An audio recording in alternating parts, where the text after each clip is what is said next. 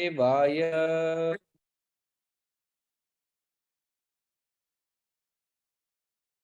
ओम नमो भगवते वासुदेवाय।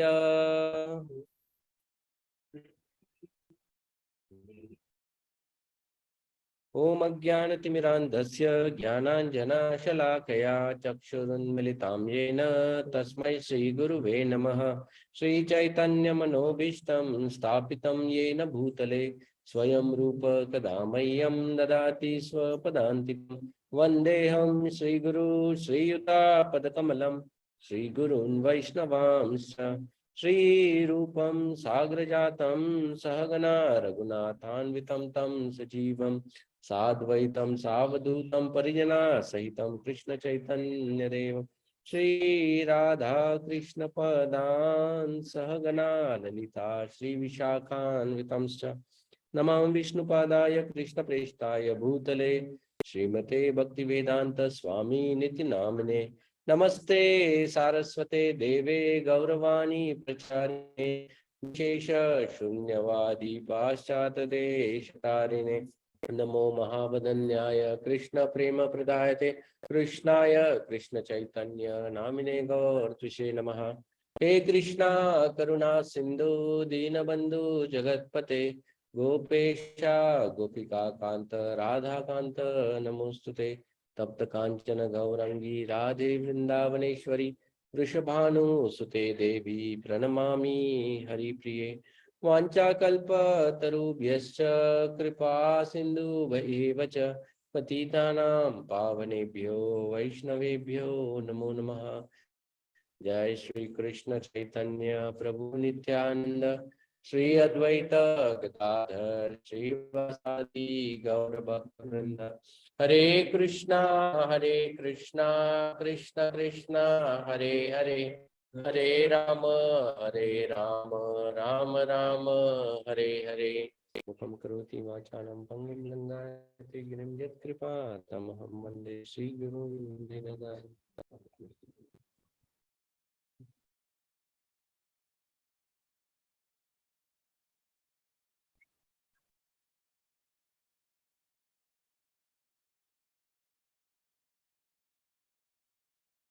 हरे कृष्णा।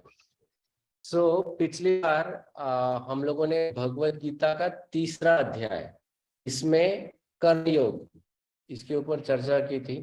खास करके इन विषयों के ऊपर कर्म, विकर्म और अकर्म।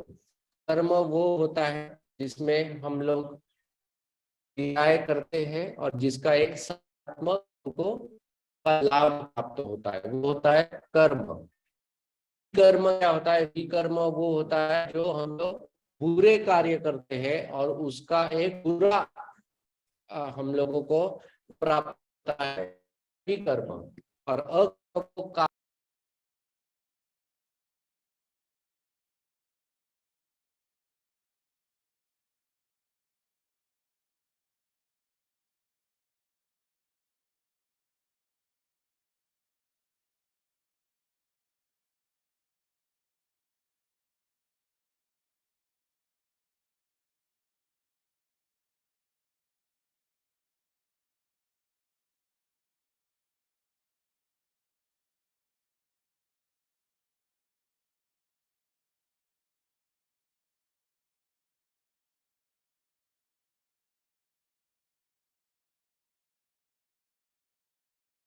अगर उदाहरण देंगे, अगर कोई बोलता है कि मुझे लोहे से जकड़ा है और कोई बोलता है मुझे सोने की चेन से जकड़ा है, तो क्या वो सोने से चेन से जकड़ा हुआ खुश हो जाएगा? वो बोलेगा अरे जो मेरे पास तो सोने का चेन है। जकड़ तो गए ना फिर भी। हाला सोने की चेन हो या लोहे की चेन हो, लेकिन जकड़े हुए लोग उसी तरह से हमारा जो है उसका भी जो इफेक्ट होता है वो बुरा होता है। ये हम लोग आगे और चर्चा करेंगे। अभी तीसरा अध्याय जब समाप्त होने को आता है तो तीसरे अध्याय के समाप्ति के समय में अर्जुन एक बहुत महत्व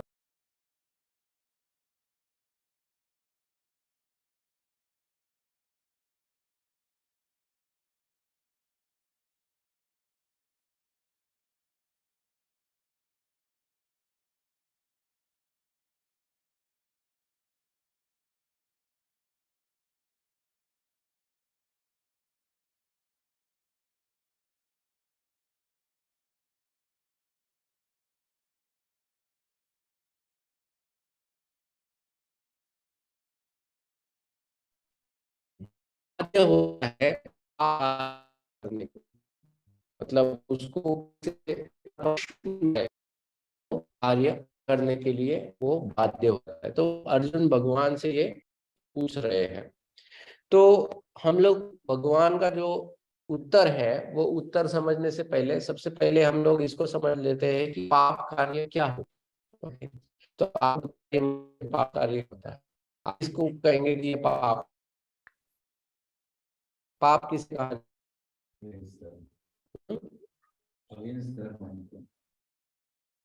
अगेंस्ट धर्म। ओके,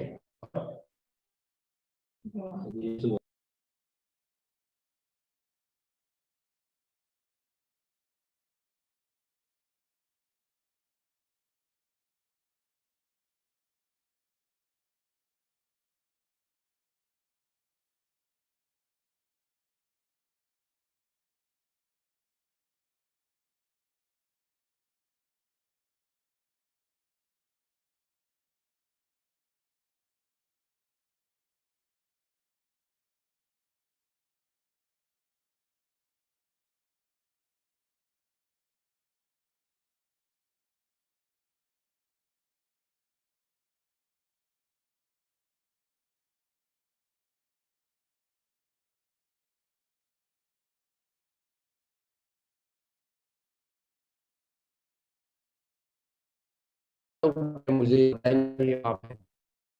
कभी लोग कुछ ऐसे कार्य कर बैठते हैं, फिर हम लोग बोलते हैं अरे ये तो सही नहीं है, तो बोलते नहीं हमको तो नहीं पता था प्रभु जी, ये तो इसको ये भी पाप होता है करके वगैरह वगैरह। तो इसलिए भगवान के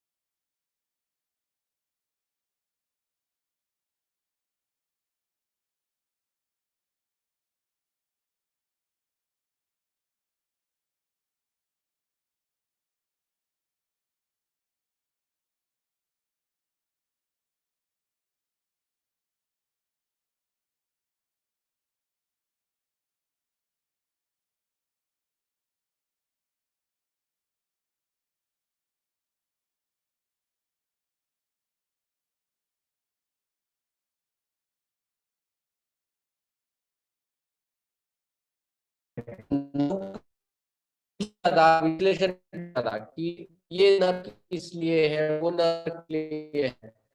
तो सुखदेव गोस्वामी जी ने सब कार्य बताए, तो इस नरक में ये पड़ेगा, वो तो उस नरक में ये भुगतना पड़ेगा वगैरह वगैरह, ऐसा लंबा किया है। परीक्षित महाराज इस बार मुझे तो ऐसे लग रहा है कि कोई भी व्यक्ति बच ही नहीं सकता है। मुझे लगता है हर व्यक्ति को नरक में जाना पड़ेगा, क्योंकि किसी न किसी पाप कैटेगरी में वो आ ही जाता है। तो अब इसका सॉल्यूशन क्या है?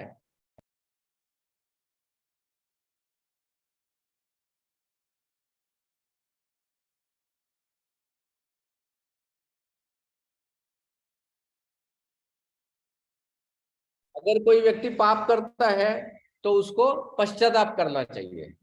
जैसे अगर आप बनारस वगैरह में जाओगे, हरिद्वार जाओगे, तो वहां पे लोग बोलते हैं ना कि हाँ गंगा में नहाओ, या मान लो अगर तुमसे कुछ बिल्ली की हत्या हो गई तो सोने की बिल्ली दान करो वगैरह वगैरह, ऐसा जो भी है पश्चाताप बोलते हैं इसको, है ना। तो परीक्षित महाराज ने कहा कि मुझे तो पता ही नहीं कि कितने पाप मैं कर चुका हूं, है ना, क्योंकि हमारे जो पाप है उसकी कोई गिनती ही नहीं है। हमको कुछ भी पता नहीं है कि हमने कब किस समय क्या पाप किया है। तो जब मुझे पाप ही पता नहीं है, याद नहीं है कि मैंने क्या किया है, तो उसका पश्चाताप मैं कैसे करूं, और पश्चाताप कर करके भी कितने पापों का करूं ना। मतलब इससे बिल्ली हत्या का ये हो जाएगा, उससे उसका हो जाएगा, उससे उसका हो जाएगा, ऐसा कितना ये करूं। तो परीक्षित महाराज ने कहा नहीं नहीं नहीं, ये तो गड़बड़ वाला चीज है। दूसरा परीक्षित महाराज ने कहा कि सुखदेव गोस्वामी जी, आप जो कह रहे हो कि पश्चाताप करो, लेकिन पश्चाताप ये ऐसा भाव होता है कि ये जैसा हाथी जो होता है, जब हाथी नदी में जब नहा के बाहर आता है, तो हाथी क्या करता है, नदी में जब जाता है तो सूंड से अपने आप को अच्छी तरह से धो लेता है। धोने के बाद वो जब बाहर आता है रेती में, फिर रेती में वो लेटता है। मतलब क्या, उसके नहाने का कोई लाभ नहीं हो गया, नहाया और फिर रेती में लेट लिया। ये हाथी का नॉर्मल रहता है, मतलब हाथी ऐसे ही करता है। तो परीक्षित महाराज ने कहा ये तो पश्चाताप हाथी जैसा हो गया। मतलब कोई व्यक्ति पाप करेगा, फिर आगे पश्चाताप करेगा, और फिर जाके पाप करेगा, तो ये तो गलत बात हो गया। गलत बात मतलब इससे तो कोई लाभ नहीं हुआ, तो ये तो साइकिल चल ही रहा है। जैसे किसी चोर को चोरी के जुल्म में गवर्नमेंट पकड़ती है, फिर वो अंदर कुछ दिनों के लिए जेल में सजा काटता है, और जेल में ही प्लानिंग करता है कि अगली चोरी कहाँ करेगा, और फिर जैसे ही बाहर आता है तो नई चोरी कर लेता है, राइट। तो परीक्षित महाराज ने कहा कि ये जो पनिशमेंट है या पश्चाताप है, ये तो कोई तरीका हुआ नहीं। तो आप मुझे ठीक से बताइए कि ऐसा कौन सा तरीका है जिससे पापों का नाश हो सकता है। और तब श्रीमद् भागवतम में 6ठे अध्याय में सुखदेव गोस्वामी जी जो है वो अजामिल की कथा बताते हैं, और अजामिल की कथा में वो ये बताते हैं कि किस प्रकार से भगवान का नाम स्मरण करने से सभी पापों का नाश हो जाता है। वो पाप भी जो आप कर चुके हैं, वो पाप भी जो आपको याद भी नहीं कि आपने कब किए थे, इन सभी पापों का नाश एकमात्र भगवान का नाम स्मरण से हो सकता है। तो ये है पाप। ओके, अब पाप पाप जो है, ये पाप को अगर समझना है कि कोई व्यक्ति पाप क्यों करता है, तो पाप का सबसे मुख्य कारण होता है अज्ञानता। मुझे पता नहीं, मुझे पता नहीं, इसके वजह से पाप की शुरुआत होती है। अज्ञानता, अज्ञानता ही कारण होता है कोई भी पाप करने का। ओके, सो अज्ञानता के वजह से व्यक्ति क्या करता है, पाप कार्य करता है। अब जब व्यक्ति पाप कार्य करता है तो इसके दो प्रकार के फल प्राप्त होते हैं। एक होता है कि जो व्यक्ति पाप करता है उसको तुरंत फल प्राप्त हो जाता है। ओके, उसको तुरंत फल प्राप्त हो जाता है, एक प्रकार का रिएक्शन वो होता है। मान लो कोई चोर घर में चोरी करने गया और वो घर कोतवाल का ही निकला, तो कोतवाल ने तुरंत उसको पकड़ लिया, चोर को चोरी करते हुए पकड़ लिया, तो कार्य किया और उसी समय उसको सजा प्राप्त हो गई। ओके, तो तुरंत। कुछ पाप ऐसे होते हैं जिसमें व्यक्ति पाप करता है लेकिन कुछ समय तक पकड़ा नहीं जाता है, कुछ समय तक वो पकड़ा नहीं जाता है। ओके, तो इसको अप्रारब्ध, डिलेड रिएक्शन कहते हैं। जैसे मान लो किसी व्यक्ति ने कुछ गलत खाया है, गलत पिया है, ऐसे गलत व्यसन रखे हैं, और फिर कुछ सालों बाद उसको फिर बड़े बड़े रोग हो जाते हैं, कैंसर हो जाता है, ये हो जाता है, वो हो जाता है। जैसे हम लोग देखते हैं खास करके अमेरिका में, जहां पर मांस भक्षण इतना ज्यादा होता है, तो अमेरिका में अगर आप देखोगे हर 3 लोगों में से एक व्यक्ति को कैंसर होता है। यूएस में इट्स वेरी नॉर्मल, अमेरिका में आप किसी को भी पूछो, 3 लोगों में से एक व्यक्ति होता है उसको गारंटेड कैंसर होता है अमेरिका में, क्योंकि वो जिस प्रकार का वो मांस भी खाते हैं, इंजेक्शन सब ये करके, तो वो हो जाता है उनको, लेकिन तुरंत नहीं होता है, बहुत सालों के बाद होता है ना। अब इसका प्रॉब्लम ये होता है कि जब कोई व्यक्ति पाप कार्य करता है लेकिन पकड़ा नहीं जाता है, तो उस दौरान वो क्या सोचता है कि देखो मैंने पाप किया है और कुछ भी नहीं हो रहा है।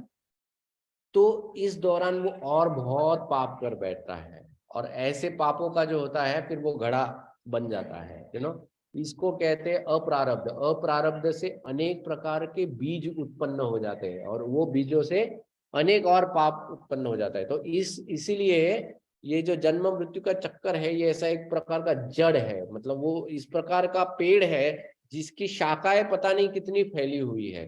तो इसको उखाड़ना बहुत मुश्किल हो जाता है। इसको उखाड़ने का एक ही तरीका है, भगवान का नाम संकीर्तन। ठीक है, अब हम लोग यहाँ पर भगवान क्या उत्तर देते हैं अर्जुन को, ये हम लोग देखेंगे।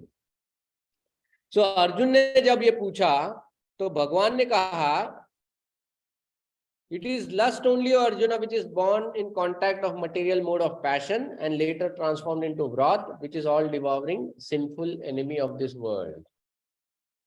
भगवान अर्जुन से कह रहे हैं कि कोई भी पाप करने का जो मुख्य कारण होता है वो होता है काम। काम ही एक ऐसा कार्य होता है जो जिसके वजह से कोई व्यक्ति पाप करता है। अब देखो, रामायण सबको पता है, बराबर। रामायण में रावण की बहन का नाम क्या था?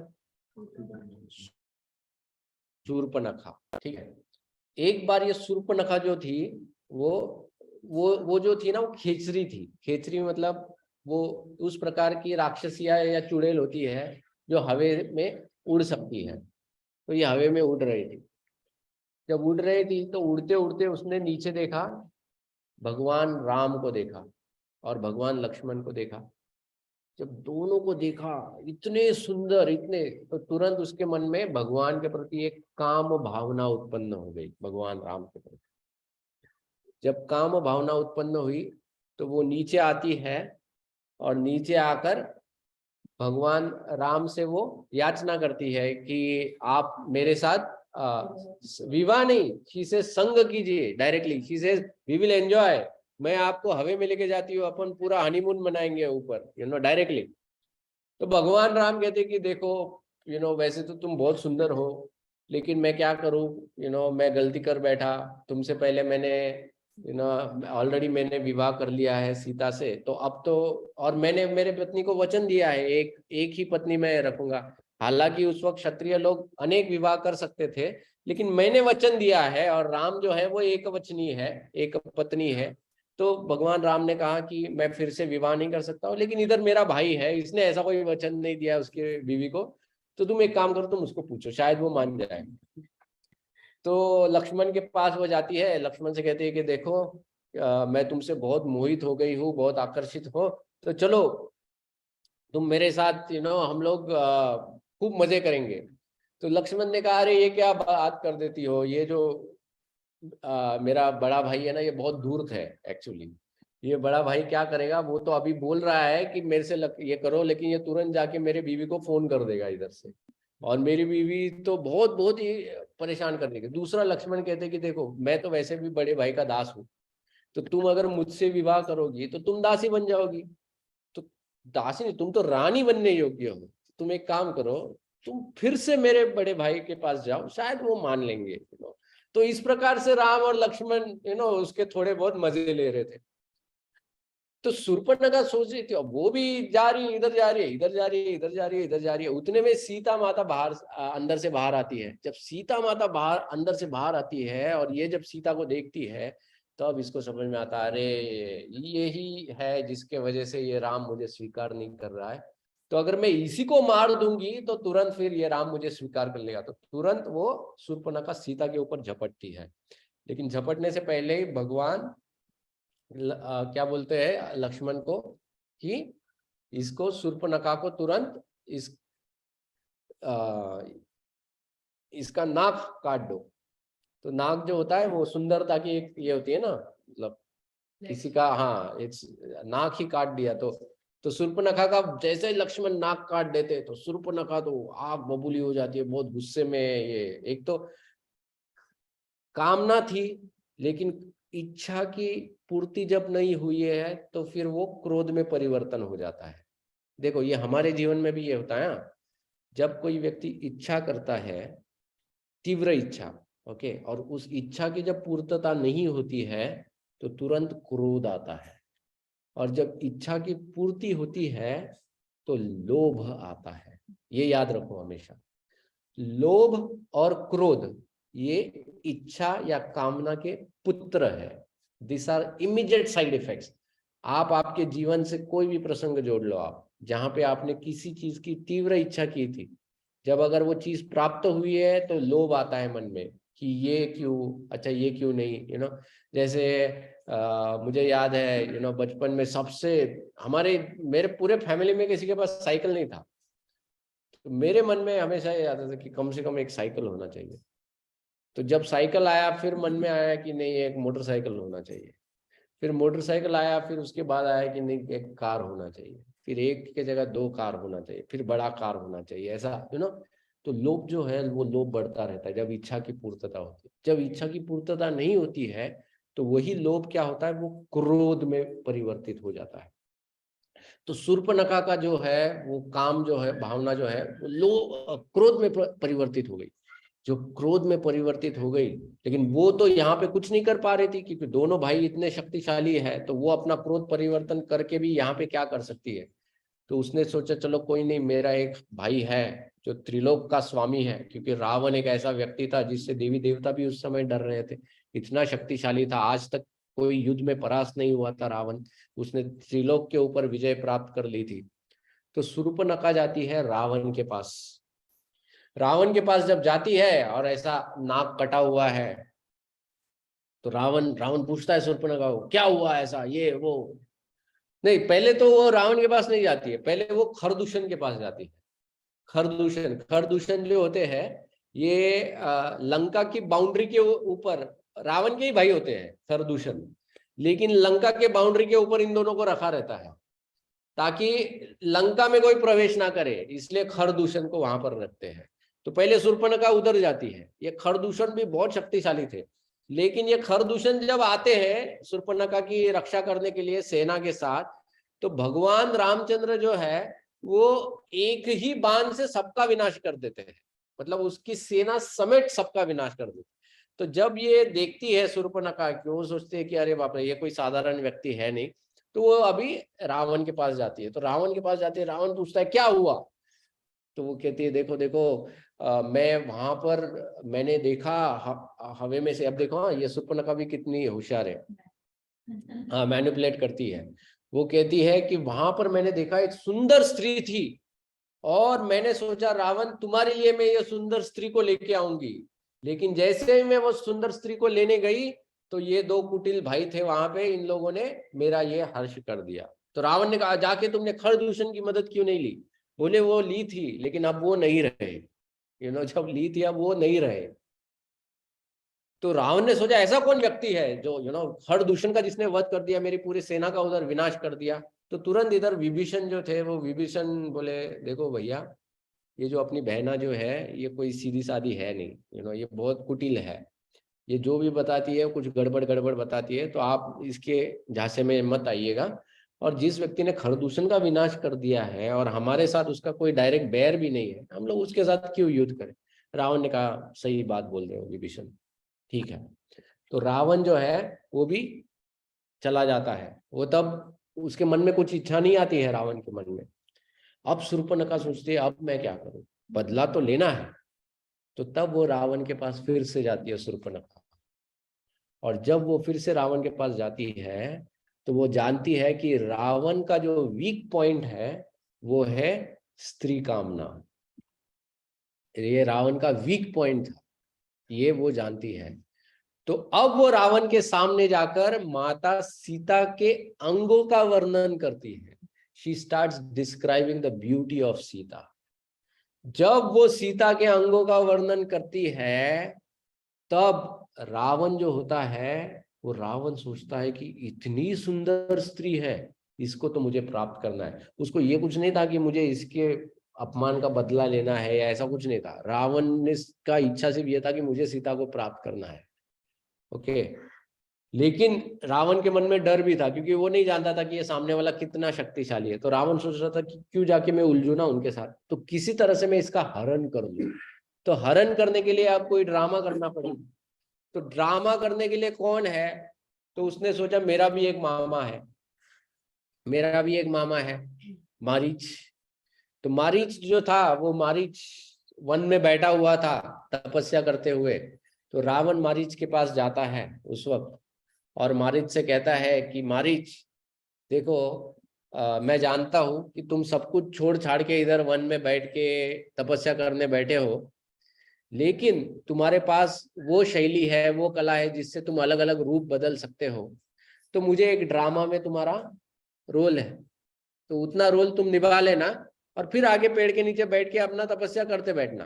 तो महाराज ने कहा नो प्रॉब्लम रावण, तुम मेरे भांजे हो, तुम्हारे लिए मैं कुछ भी कर सकता हूँ, तुम बताओ क्या है।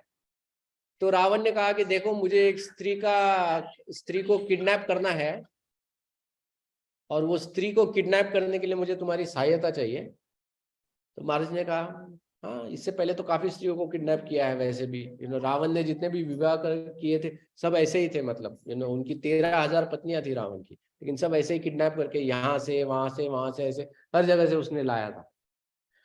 महाराज ने पूछा ये है कौन जिसको तुम किडनैप करने जा रहे हो? पता नहीं, कोई रघुवीर है, अयोध्या से निष्कासित किया हुआ राम। जैसे ही राम ये शब्द वो मारीच सुनता है तो उसका शरीर कांपने लगता है। बोलता है अरे तुम्हारी मति तो भ्रष्ट नहीं हुई है रावण, तुमको क्या लगता है मैं इधर मैं क्या भगवत गीता पढ़ने के बाद इधर बैठा हूँ पेड़ के नीचे? अरे नहीं, उसी राम ने एक बाण मारा था मुझे विश्वामित्र के यज्ञ में, और वो बाण इतना जोर से मारा था कि अभी भी उसका नाम सुनते ही मेरे मन में मेरे शरीर में कांपना मैं शुरू हो जाता हूँ। मैं इसलिए यहाँ पर बैठा हूँ, राम से डर के यहाँ पर बैठा हूँ। तुम मुझे फिर से बोल रहे हो कि राम के पास जाओ, ये नहीं हो पाएगा मुझसे। तो रावण ने कहा देखो भैया, अब तुम डिसाइड करो, या तो राम के हाथ मरो या मेरे हाथ मरो, अगर नहीं मानोगे तो मैं मार दूंगा यहाँ पर। तो मारीच ने कहा ठीक है। हाँ, तो मारीच जो है फिर वो ड्रामा करता है, और फिर ये जो रावण होता है ये फिर वो कार्य करता है जिसके वजह से पूरे राक्षस जाति का सर्वनाश हो जाता है। रावण अगर ये एक कार्य नहीं करता, एक कार्य नहीं करता तो रावण और जीता, लेकिन वो एक कार्य के वजह से रावण का पूरा पतन हो गया। तो भगवान यहाँ पर जो कह रहे हैं अर्जुन को, कि जो काम होता है, ओके, काम मतलब किसी भी चीज के प्रति बहुत ज्यादा आकर्षण। अभी हमने तो रावण का उदाहरण लिया, वो स्त्री के प्रति था, लेकिन सिर्फ स्त्री नहीं, किसी भी चीज के प्रति हो सकता है। जैसे जो भौरा होता है ना, भौरा भौरा, हाँ भौरा देखा है आप लोगों ने? वो भौरा जो होता है उसको ये जो लोटस क्या कहते हैं, कमल कमल कमल का फूल जो होता है उसके अंदर की जो सुगंध और जो मधु होता है उसका बहुत आकर्षण होता है भौरे को, और वो इतना आकर्षित हो जाता है उससे कि वो जाके उसके अंदर बैठ जाता है। लेकिन जैसे ही शाम के समय हो जाता है वो कमल क्या करता है, कमल बंद हो जाता है, और वो बंद होते होते ये भौरा लेकिन उसके अंदर ही बैठा रहता है, क्योंकि वो बहुत आसक्त है उस खुशबू से, और उसमें उसकी मृत्यु हो जाती है। ओके, तो काम जो होता है वो किसी भी चीज के प्रति हो सकता है। हमारे अंदर जैसे बोलते हैं ना कि वैसे तो बाहरी दृष्टिकोण से हमारे पास एक पत्नी होती है, लेकिन इस शरीर में हमारी अनेक पत्नियां हैं। हमारी जीवा एक पत्नी है, हमारी आंखें दूसरी पत्नी है, हमारे कान तीसरी पत्नी है, हमारा जो टच है ये चौथी पत्नी है। ऐसे हमारे जो नासिका है ये पांचवी पत्नी है। मतलब हर हर कोई डिमांड करता रहता है। जीवा कहती है कि ये खाना है, आंखें कहती है कि वो देखना है, कान कहते हैं ये सुनना है। आप देखो एक एक ऑर्गन के वजह से एक एक का पतन होता है। जैसे हिरन जो होता है ना, हिरन से ज्यादा वो मृग मृग जो होता है, जिसको वो ये रहता है ना, क्या बोलते हैं, कस्तूरी कस्तूरी जिसको रहते हैं। अब उसको कैसे पकड़ते हैं पता है आपको? उसको है ना ध्वनि बहुत पसंद आती है, जब म्यूजिक की ध्वनि, बांसुरी की ध्वनि जो होती है ना वो बहुत पसंद आती है। वैसे तो दौड़ने में ये बहुत तेज होता है, लेकिन जैसे ही वो ध्वनि सुनता है ना, वो रुक जाता है एक जगह पर।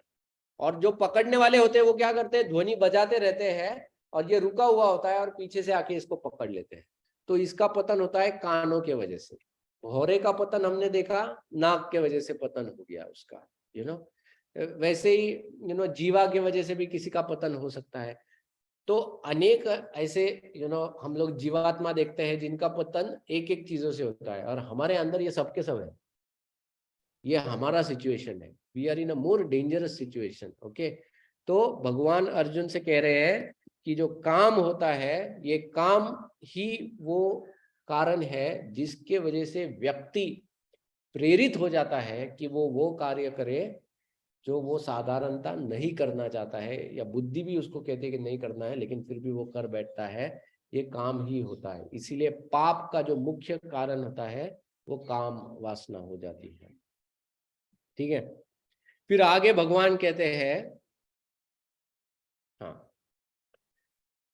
ये काम जो होता है हमारे शरीर में बैठता कहाँ है। हमारा जो शरीर है, ये शरीर में ये काम बैठता कहाँ है, अब ये भगवान बता रहे हैं। भगवान कहते हैं कि इंद्रिया, तो हमने इंद्रियों की बात की, जीवा, नासिका, आंखें, कान और स्पर्श, ये हमारी इंद्रिया है। इन इंद्रियों में काम बैठता है। इसके अलावा काम मन बुद्धि, मन बुद्धि, सो इन आवर माइंड और इंटेलिजेंस, यहां पर भी काम बैठता है। जैसे रावण के मन में जब सीता का विचार आया, तो रावण की 10 के 10 जो सर थे वो पूरे एक्टिव हो गए और हर सर प्लान करना चालू कर दिया, अब मैं सीता को कैसे अगवा करूं।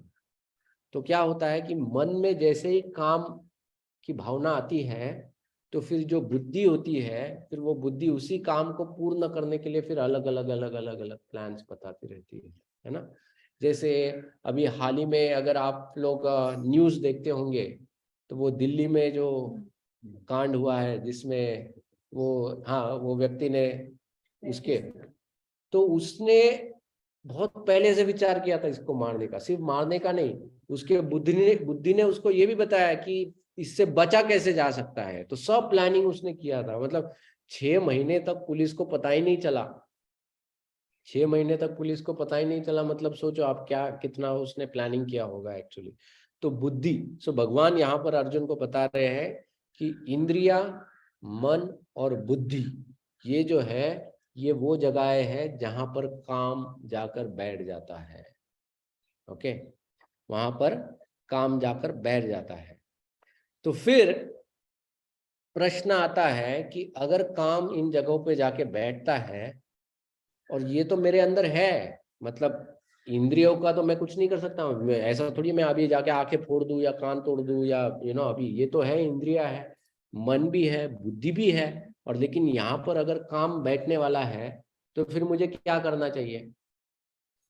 जैसे मान लो अगर आपका घर है और घर में अनेक कमरे हैं, है ना, समझो 7 कमरे हैं। जैसे अपन ने 5 इंद्रिया, मन और बुद्धि 7 है।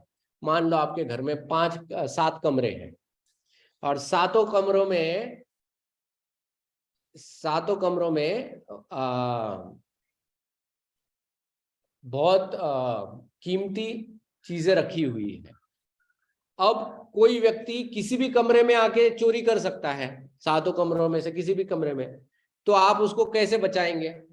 अगर आपको उस घर को बचाना है तो आप कैसे बचाओगे किसी भी व्यक्ति से, क्या करोगे।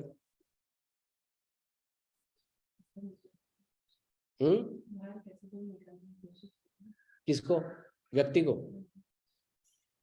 मतलब अंदर आने के बाद उसको बाहर निकालने की कोशिश करोगे। पहले आने ही नहीं देना है। देखो, एक तो तुम अंदर एक बंदूक वाले आदमी को रख सकते हो कि आया तो उड़ा दो, लेकिन वो अंदर आने के बाद मैं बोलता हूं सबसे पहले तो गेट पे ही रख दो ना उसको। उसको गेट पर ही रोकना चाहिए, है ना। तो यहाँ पर एग्जैक्टली वही भगवान अर्जुन को कहते हैं। वो कहते हैं in the very beginning the great symbol of sin you have to curb, okay, उसको तुमको नाश कर देना है। शुरुआत में ही जैसे ही तुम्हारे मन में ये विचार भी आता है किसी भी पाप कार्य का, उसी समय उसको विनाश कर देना है। लेकिन उसी समय विनाश कैसे करोगे? विनाश करने के लिए आपको पहले पता तो चले कि ये पाप है ना। अगर यही पता नहीं है कि ये पाप कार्य है तो विनाश कैसे होगा उसका? तो इसीलिए फिर क्या करना पड़ेगा?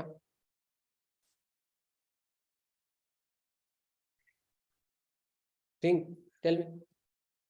जानना पड़ेगा पाप क्या है। हाँ, तो पहले तो ज्ञान होना चाहिए, सबसे पहला ज्ञान होना चाहिए।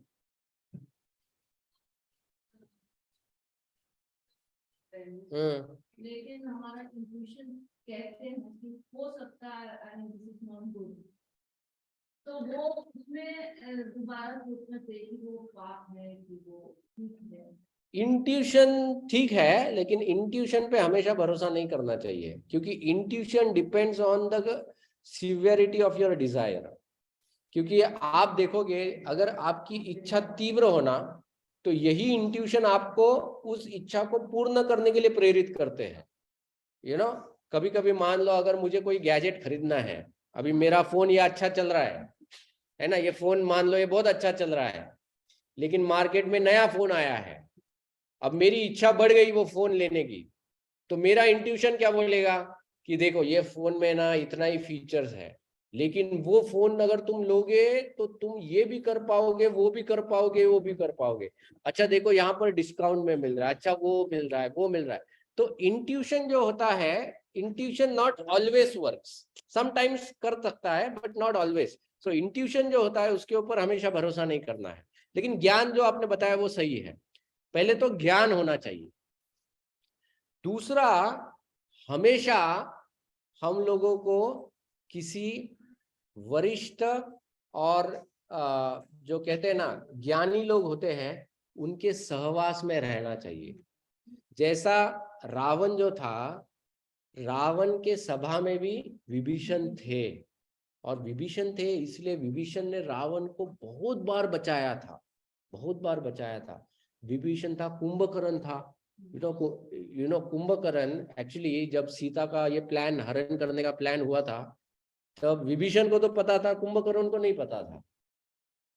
जब युद्ध छिड़ गया, जब कुंभकर्ण को जगाया, तो कुंभकर्ण आया रावण के पास, कहा कि आज तक तुमने मुझे कभी जगाया नहीं, आज अचानक क्या हो गया भैया, मतलब। तो रावण ने कहा कि अरे कुंभकर्ण, तुम नहीं जानते, एक भयंकर युद्ध छिड़ गया है और आज मुझे तुम्हारी आवश्यकता है। तो कुंभकर्ण ने कहा नो प्रॉब्लम, तुम मुझे बता दो, मैं अपने आप में एक सेना हूँ, मुझे और किसी सेना की आवश्यकता नहीं, मैं पूरा सर्वनाश कर दूंगा। लेकिन प्रॉब्लम क्या है ये तो बताओ, मतलब युद्ध हो क्यों रहा है? ठीक है मैं जाऊंगा मारूंगा, लेकिन मारना क्यों है ये तो बताओ। तो बोले कुछ नहीं, वही का बात है, मैंने एक स्त्री का हरण कर दिया है। तो बोले बस इतनी सी बात है, इससे पहले तो बहुत बार कर लिया था, तब तो कभी मुझे जगाना नहीं पड़ा। आज अचानक ऐसी कौन सी स्त्री का हरण कर लिया कि आज मुझे जगाना पड़े? बोले मैंने सीता का हरण किया है। कुंभकर्ण ने कहा सीता? अरे किस सीता की बात कर रहे हो तुम? प्रभु श्री रामचंद्र की पत्नी तो नहीं? अब ये जो कुंभकर्ण है ये भी बोल रहा है श्री रामचंद्र, तो ये रावण तो और गुस्से में आ गया, कह रहा है अरे मेरा शत्रु है, तू ऊपर से श्री बोले जा रहा है, और तू तो सो रहा था इतने महीनों से, तुझे क्या पता ये श्री रामचंद्र की पत्नी है या नहीं। अब ये जो कुंभकर्ण जो था ये योगी था, ये कोई साधारण व्यक्ति नहीं था। कुंभकर्ण ने बहुत तपस्या किया हुआ था। जब कुंभकर्ण ने इतना तपस्या किया था कि कुंभकर्ण प्योर नॉन वेजिटेरियन था, लेकिन तो उसको सिर्फ आदमियों को खाना अच्छा लगता था, और आदमियों में भी उसको सबसे अच्छा पसंदीदार फूड मतलब ऋषि मुनि लगते थे, वो मतलब उसके लिए डेजर्ट थे। तो जैसे ही ऋषि मुनि देखता था खा लेता था, ऋषि मुनि देखता था खा लेता था। तो देवता लोग परेशान हुए थे। देवता लोगों ने ब्रह्मा जी से जाके कहा कि देखो ये जिस तरह से खाया जा रहा है ना, थोड़े दिनों में आपकी सृष्टि खत्म होने वाली है, क्योंकि इसका खाना नहीं रुकेगा और ये आदमियों को खा लेता है। तो ब्रह्मा ने कहा कि अब क्या कर सकते हैं? बोले हम लोग इसके मरने तक नहीं रुक सकते। देवता लोग बोले फिर स्टॉप तो करना पड़ेगा ना इसको किसी तरह से। तो उन्होंने कहा एक काम करो, सुला दो इसको, बेस्ट थिंग, सुला दो इसको, खाना बंद करेगा, सब कुछ ठीक रहेगा। तो इसलिए कुंभकर्ण ने जब तपस्या किया था तो कुंभकर्ण तो एक बड़ा वरदान मांगने वाला था, लेकिन माता सरस्वती उनकी जीवा पे बैठ के वो इंद्रासन की जगह निद्रासन मांग लेता है। तो जैसे ही कुंभकर्ण निद्रासन मांग लेता है तो ब्रह्मा बोलते तथास्तु। Kumbhakarna undo undo control Z सब सब दबाता है, लेकिन बोलते ब्रह्मा जी बोलते नहीं, लॉक किया मैंने, मैं वापस रिवर्स नहीं करेगा। मुझे नहीं, ये तो गलत वरदान हो गया, ऐसा थोड़ी ना वरदान होता है अभी, मतलब ये क्या बात होगी, आप मेरे को कह रहे हो कि सोते रहो, मतलब ये तो एज गुड एज डेड है, मतलब सोने वाला आदमी और मरे हुए आदमी में अंतर क्या है? मैं पूरे जीवन सोने के लिए थोड़ी ना ये वरदान मांगा। हमारा जैसा व्यक्ति होता तो हम तो बहुत खुश हो जाते, अरे सोने को मिल रहा है। लेकिन कुंभकर्ण ऐसा नहीं था। देखो मतलब असुर लोग जो थे वो भी कितना महान थे। तो कुंभकर्ण ने ब्रह्मा जी से कहा नहीं, आपको थोड़ा सा ये करना पड़ेगा। तो ब्रह्मा जी ने कहा ठीक है बेटा, एक काम करो, तुम 6 महीना सोओगे, एक दिन जागोगे, फिर 6 महीना सोओगे। तो कुंभकर्ण ने कहा ठीक है, फाइन। लेकिन वो जब 6 महीना ये कुंभकर्ण सोता था तब वो अपने सूक्ष्म शरीर से बाहर आता था, मतलब मन बुद्धि अहंकार, ये जो सूक्ष्म शरीर है उसके साथ वो खुद, मतलब वो आत्मा, तो आत्मा मन बुद्धि अहंकार के साथ वो बाहर आता था शरीर से, और आकर अलग अलग जगहों पे जाके तपस्या करता था। और उस तपस्या द्वारा उसने नींद में भी काफी सिद्धियां प्राप्त कर ली थी। इतना ये बुद्धिमान और शक्तिशाली था ये कुंभकर्ण। तो ये कुंभकर्ण ने जब रावण को कहा, रावण से पूछा, तो कुंभकर्ण ने कहा कि अरे तुमने साक्षात लक्ष्मी का हरण कर लिया है। अरे रावण मूर्ख, तुम जानते नहीं हो कि ब्रह्मा ने तुमको एक श्राप प्राप्त हुआ है, और ये श्राप प्राप्त हुआ है, ब्रह्मा जी ने बताया था कि जो देवता लोग हैं वो वानर के रूप में उन्होंने जन्म लिया है, और तुमको ये भी श्राप प्राप्त हुआ है कि जब तुम एक स्त्री का हरण करोगे तो तुम्हारी मृत्यु हो जाएगी, वही स्त्री तुम्हारी मृत्यु का कारण बनेगी। और जब तुम्हारे लंका में कोई वानर उथल पुथल करेगा, समझ लो कि तुम्हारा मृत्यु निकट आ गया है। ये सब लक्षण भी तुम भूल गए। तो रावण सब भूल गया था, ये काम का प्रभाव है, सब कुछ भूल गया था, बुद्धि पूरी नाश हो गई थी। लेकिन कुंभकर्ण जो था उसको ये सब याद था। कुंभकर्ण ने रावण को काउंसिल किया, विभीषण ने रावण को काउंसिल किया, लेकिन रावण जो था उसने इन दोनों के अलावा अनेक से बाकी ऐसे रखे हुए थे, जैसे प्रहस्त थे, उसका बेटा था इंद्रजीत, हाँ मेघनाथ, तो ऐसे ऐसे अनेक थे जो रावण को, अरे रावण तुम क्यों डरते हो, हम लोग है ना आज तक। इंद्रजीत कहता है कि मैंने तो इंद्र तक को परास्त किया है, ये साधारण मानव क्या है। अभी तक भगवान राम को मानव ही समझ रहे थे एक्चुअली, वो नहीं जानते थे कि ये कौन है, लेकिन ऐसा तो एक होता है ज्ञान होना चाहिए, लेकिन ज्ञान के साथ साथ कभी कभी क्या होता है, हमारे पास ज्ञान होता है लेकिन जो हमारी इच्छा या कामना जब अगर तीव्र हो जाती है तो वो हमारे ज्ञान को ढक सकती है। तो ऐसे समय में ज्ञानी लोग अगर हमारे सहवास में रहेंगे या हम उनके सहवास में रहेंगे तो ये ज्ञानी लोग हमको सही मार्ग पे आने के लिए प्रेरित कर सकते हैं। इसलिए एसोसिएशन बहुत आवश्यक है, संघ का जो प्रभाव होता है ये बहुत जरूरी होता है। इसलिए हम लोग भक्ति में भी कहते हैं कि भक्ति अगर हमको ठीक से करनी है, भक्ति में अगर टिके रहना है तो हमको संघ में रहना बहुत आवश्यक है। कोई कुछ लोग कहते हैं हाँ मैं तो मंदिर क्यों जाना है, भक्तों के साथ क्यों रहना है, प्रवचन में क्यों बैठना है, मैं तो घर में बैठा बैठा जप करता ही रहता हूँ। ये नहीं, ये जो है ये माया है। क्योंकि क्या है, ये तुम्हारा मन तुम्हारे साथ खिलवाड़ करता रहता है। भक्तों के संग में आना बहुत आवश्यक है, क्योंकि संघ की जो शक्ति होती है वो संघ की शक्ति कभी किसी व्यक्ति का पतन होने नहीं देती है। लेकिन संघ की शक्ति अगर छोड़ दोगे तो फिर एक जैसा पत्ता जो होता है जब तक पेड़ को लटका हुआ होता है ना, बाकी पेड़ के संग में है, पत्तों के संग में है तो हरा रहता है। लेकिन जैसे ही पेड़ को छोड़ देता है तो फिर वो मुरझा जाता है ना, नीचे गिरने के बाद फिर वो हरा का पीला, पीला का फिर काला पड़ जाता है, फिर उसके बाद वो नस्त नबूद हो जाता है। लेकिन जब तक पेड़ पे सुंदर हरा दिखता है, उसी तरह से जब तक हम लोग भक्तों के संग में जुड़े हुए हैं, हमारी भक्ति जो है बहुत अच्छी टिकी रहती है। लेकिन जैसे भक्तों से दूर चले जाएंगे और फिर सोचेंगे मैं अकेला, अभी मेरे को पता है सब, मैं कर लूंगा, ये कर लूंगी, तो फिर धीरे धीरे धीरे धीरे वही पापमय जीवन में व्यक्ति चला जाता है। तो भगवान अर्जुन को ये यही बता रहे हैं कि अगर पाप का विचार आता है तो उसको शुरुआत में ही उसको काट दो, शुरुआत में ही उसको, डोर स्टेप पे ही। लेकिन डोर स्टेप पे काटने के लिए हमको क्या चाहिए? सबसे पहले जैसे माता जी ने बताया, ज्ञान चाहिए कि बाबा ये पाप है, और दूसरा चाहिए हमको संग होना चाहिए। मतलब कभी ऐसा विचार भी आया तो तुरंत हमारे साथ जो भक्त रहते हो कहते अरे क्या सोच रहे हो, ये गलत है, तो तुरंत फिर हम लोग कंट्रोल में आ जाते हैं। अगर अकेले रहेंगे तो फिर it is very very difficult. ठीक है, संग भी मतलब ज्ञानियों का है। हाँ, ज्ञानियों का संग, किसी का भी संग नहीं। रावण, इसलिए मैंने रावण का उदाहरण लिया, क्योंकि रावण ने गलत संग रखा था। रावण ने गलत संग रखने के वजह से दो ज्ञानी लोगों का भी उसने नहीं सुना, दो ज्ञानियों का भी उसने नहीं सुना एक्चुअली। प्रभु रामचंद्र दर्शाते हैं कि संग का कितना असर होता है। जब विभीषण लंका छोड़ के, एक्चुअली विभीषण लंका नहीं छोड़ता है, रावण विभीषण को निकाल देता है। ओके, बहुत बार लोग बोलते हैं कि तुम तो घर के विभीषण हो गए हो, लेकिन ये बहुत गलत उदाहरण है, क्योंकि विभीषण ने कभी अपने भाई को नहीं छोड़ा था, रावण ने उसका त्याग किया था, उसने उसको निकाल दिया था एक्चुअली विभीषण को, और विभीषण के पास कोई जगह नहीं बची थी। और विभीषण तो भक्त भी था भगवान का। Whom? But whom? अच्छा, वो घर के बाहर लगा रखी थी।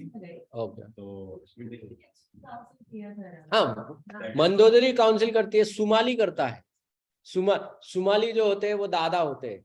सुमाली कहता है ना ना ना ना ना ना ना भाई, हाँ हाँ, हाँ, करेक्ट, केशनी के पिताजी होते हैं, केशनी के पिताजी। ओके, ऑलरेडी 5:30 हुए, लेकिन मैं एक कथा बताता हूँ अभी, क्योंकि रावण की बात आई है तो I tell you one story. ये स्टोरी आपको रामायण में नहीं डायरेक्टली सुनने को मिलेगी, क्योंकि वाल्मीकि रामायण में इसका उल्लेख नहीं है, लेकिन रामायण जो है ये, इसके 50,000 अलग अलग आवृत्तियां हैं। वाल्मीकि ऋषि ने एक रामायण बताया है, लेकिन उसी प्रकार से जैमिनी ऋषि का भी एक रामायण है, ऐसे अनेक ऋषियों ने रामायण बताया है। तो कुछ डिटेल्स प्रसंग जो है वो हर एक केस में थोड़े भिन्न है, ये नहीं कि वो गलत है। क्या होता है, अभी मान लो मैं किसी एक घटना को देख रहा हूं तो मैं मेरे दृष्टिकोण से देखूंगा, लेकिन अगर उसी घटना को अगर आप देख रहे हो तो आपका दृष्टिकोण अलग होगा किसी और। घटना वही है, लेकिन जब आप बताओगे कुछ और चीजें बताओगे। कल देख, नहीं, कल्प की भेद एक अलग बात है, लेकिन उसी घटना का भी अलग अलग उसका डिटेलिंग है। तो यहाँ पर रावण की एक कथा आती है, जो एक अलग रामायण में इसका वर्णन किया गया है कि रावण जो था, एक समय में जब रावण युद्ध हारने को आ गया था, तो रावण ने सोचा कि मुझे और सेना की आवश्यकता है, लेकिन अब उसकी मदद कौन करेगा? तो रावण को ज्ञात आया कि सुताल लोक में हमारे जो पूर्वज है वो बलि महाराज, क्योंकि बलि महाराज भी असुर है, तो हमारे पूर्वज जो है बलि महाराज वो सूतल लोक में है। तो रावण जाता है सूतल लोक में। फिर उस समय सूतल लोक में जब रावण गया तो उसने बलि महाराज से कहा कि देखो बलि, आप राक्षस, मैं राक्षस, हम लोग फैमिली, फ्रेंड्स, और हमारे फैमिली को नाश करने के लिए एक व्यक्ति आया है, तो हमको तो हमारी फैमिली को बचाना है। तो बलि महाराज को तो सबको पता था कि क्या चल रहा है यहाँ पर। तो बलि महाराज ने कहा, रावण तुम मुझसे चाहते क्या? तो रावण ने कहा, देखो वैसे तो मैं त्रिलोक का स्वामी हूँ, मुझे किसी के सामने हाथ फैलाने की आवश्यकता नहीं है, लेकिन फिर भी अच्छा होगा अगर तुम मेरी मदद करो तो बलि ने कहा, मैं तुम्हारी मदद नहीं कर सकता डायरेक्टली, क्योंकि तुम जिसके खिलाफ मदद करने को कह रहे हो वो साक्षात नारायण है, और तुम मूर्ख हो जो उनके साथ उलझ पड़े हो। ये लॉर्ड शिवा ने भी कहा था रावण से रावण जब लॉर्ड शिवा की मदद मांगने आया, लॉर्ड शिव, पार्वती कहती है भगवान शिव से, कहती है कि अरे ये तो आपका भक्त है, आप इसकी मदद क्यों नहीं कर रहे? बोले मदद करने के भी तरीके होते हैं ना, मदद करना ये थोड़ी होता है कि किसी की मदद करने के लिए मैं अपनी गर्दन काट दूं, है ना। भगवान शिव ने कहा अगर मैं जाऊंगा ना तो इसके साथ मेरे को भी भगवान लपेटे में ले लेंगे, है ना, मुझे भी मार देंगे। उससे मैंने मदद करना मतलब क्या, मैंने रावण को समझाया कि मत कर बेटा, सीता को वापिस छोड़ दे, भगवान राम के शरण में जा, ये मदद ही हो गई ना। मैंने उसको सुबुद्धि दी, लेकिन इसने मेरा नहीं सुना। तो बलि महाराज जो है ये भी रावण को बताते हैं। रावण कहता अरे क्या वही घिसी पिटी बात आप रटे रहते हो, मैं जानता हूँ ये कोई नारायण वारायण नहीं है, साधारण मनुष्य है, इसको तो घर से निकाल दिया है, ये है वन वन भटक रहा है, वगैरह वगैरह वगैरह वगैरह, ऐसा वो सब बताता रहता है रावण। फिर बलि महाराज को समझ में आता है कि इसको तो कुछ नहीं हो सकता है। तो रावण कहता है ठीक है, अगर हेल्प नहीं कर रहे हो तो मैं तो जा रहा हूँ वापिस। तो बलि महाराज ने कहा है देखो अभी आए हो तो खाली हाथ तो नहीं जाने दूंगा, तो एक काम करो रावण, मैं तुमको एक गिफ्ट देता हूँ। तो बोले अब क्या गिफ्ट दोगे आप मुझे? बोले चलो तो सही। फिर उसको वो एक जगह लेके जाते हैं और वहां पर उसको एक बहुत भयंकर बड़ा पर्वत दिखाते हैं। और ये जो पर्वत होता है ये पूरा सोने का बना हुआ पर्वत होता है, और इस सोने के पर्वत पर अलग अलग प्रकार के हीरे माणिक ऐसे चमकते रहते हैं। रावण जब उस पर्वत को देखता है तो एक समय के लिए वो सीता का मोह भी भूल जाता है। इतना सुंदर, मतलब रावण स्वर्ण और स्त्री इससे बहुत आकर्षित था रावण हमेशा। तो उस स्वर्ण को देख के उसके मन में इच्छा आ गई, बोले ये मेरा है। बोले हाँ तुम्हारा है, लेकिन ट्रांसपोर्ट कॉस्ट तुम्हारा है, शिपिंग तुम देख लो। रावण बोले नो प्रॉब्लम, मैंने तो कैलाश उठाया, ये पर्वत क्या चीज है, इसको तो मैं उठा लूंगा। ये लगा दिया, फिर से हाथ नीचे डाल दिया, नीचे हाथ डाला तो वो पर्वत हिल का आ रहा है, हिल ही नहीं रहा है। बोले ये तो गलत बात है बलि महाराज, आप गिफ्ट भी देते हो लेकिन ऐसा गिफ्ट देते हो जो हिल भी नहीं सकता है। तो बलि महाराज ने कहा क्यों रावण, तुम तो त्रिलोक के स्वामी हो, उठाओ इसको। बोले नहीं नहीं नहीं उठ पा रहा है, मतलब देना है तो दो, नहीं तो छोड़ दो। तो बलि ने कहा नो प्रॉब्लम, ठीक है मैं बेचता हूँ, मेरा ट्रेन आ जाएगा वो शिप कर देगा। तो बलि महाराज ने एक हाथ से उस पर्वत को उठाया और बेच दिया रावण के साथ।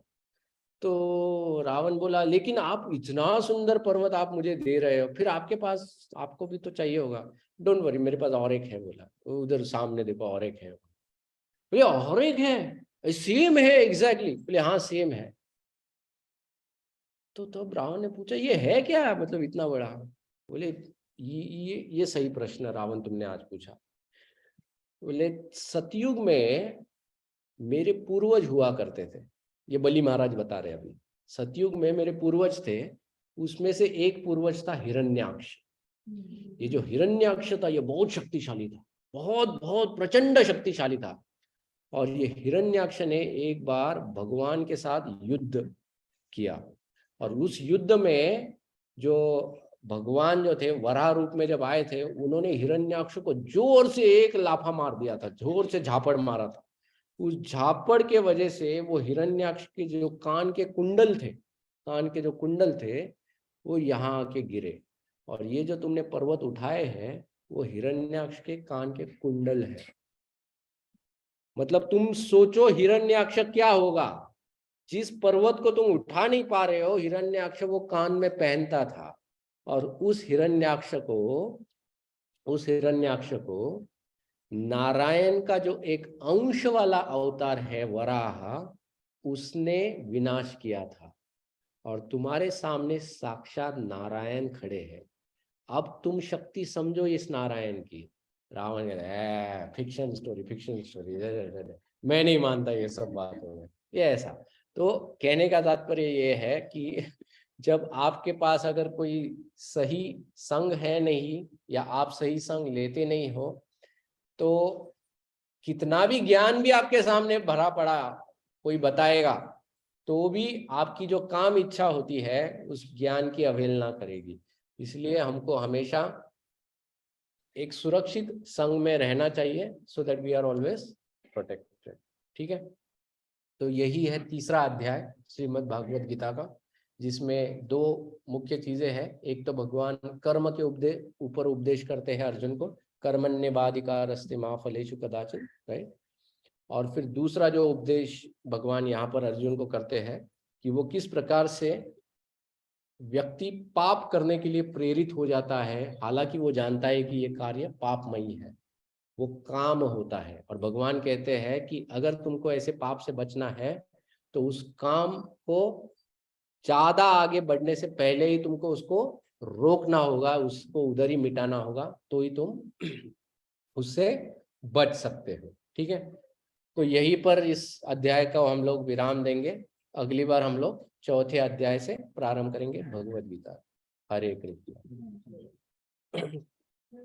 यस माता जी। ध्यान जब लेंगे तभी हम वो पाप में से ले सकते हो।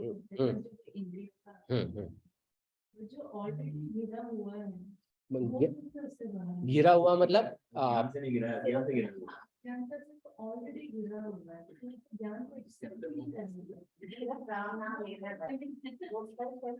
So, जो व्यक्ति अज्ञानता से घिरा हुआ है उसके लिए होप यही है कि कोई भक्त उसके जीवन में आए और वो भक्त उसका उद्धार करे।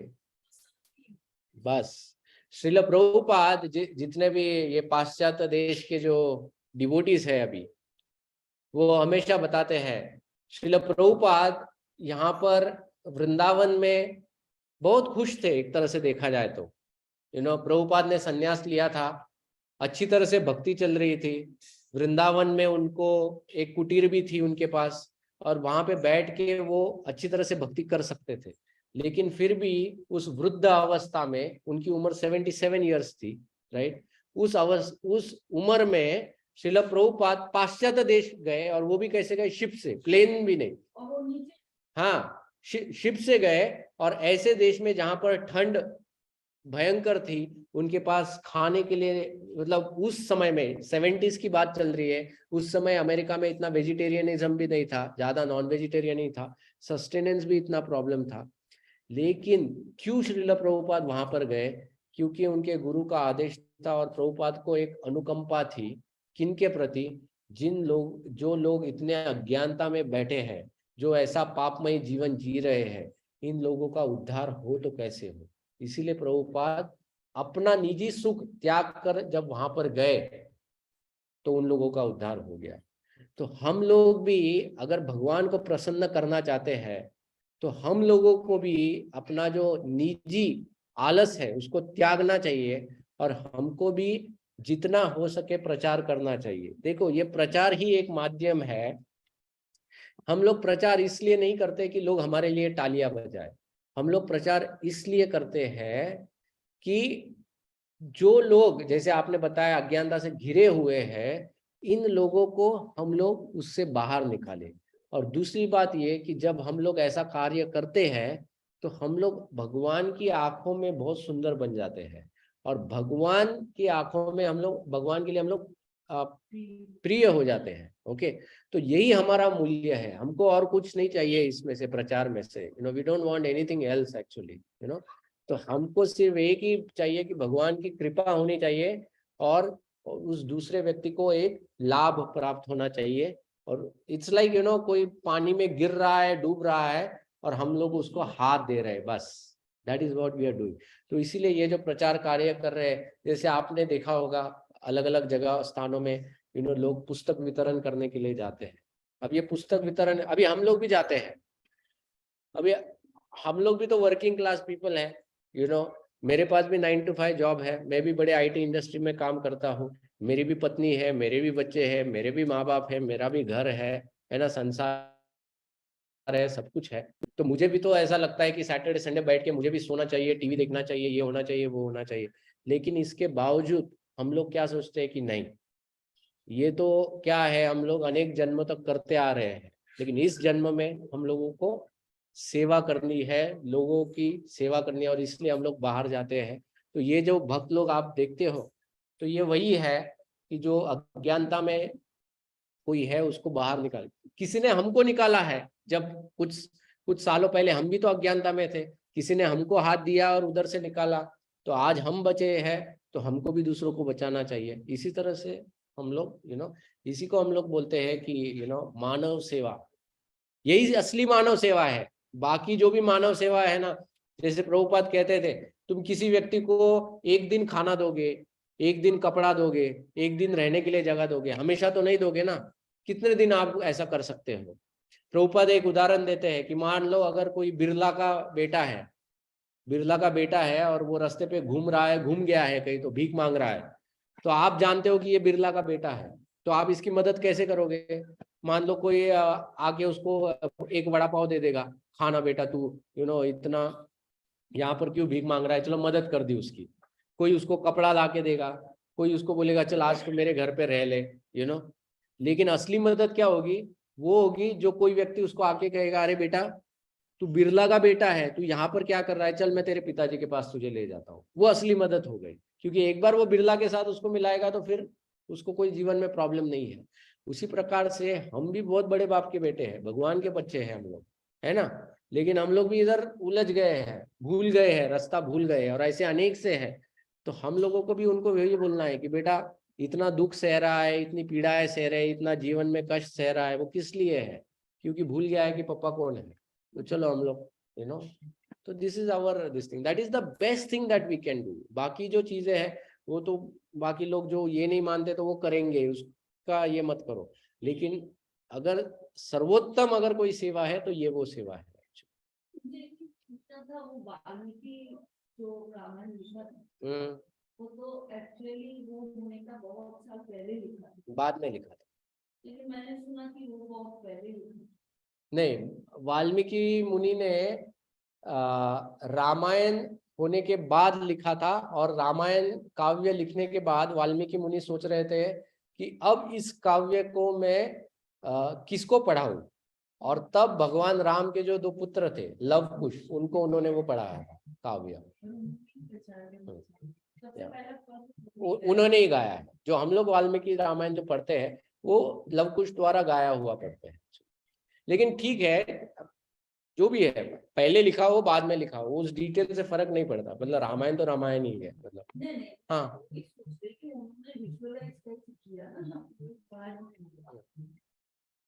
ओके, नहीं विजुअलाइज कैसे किया?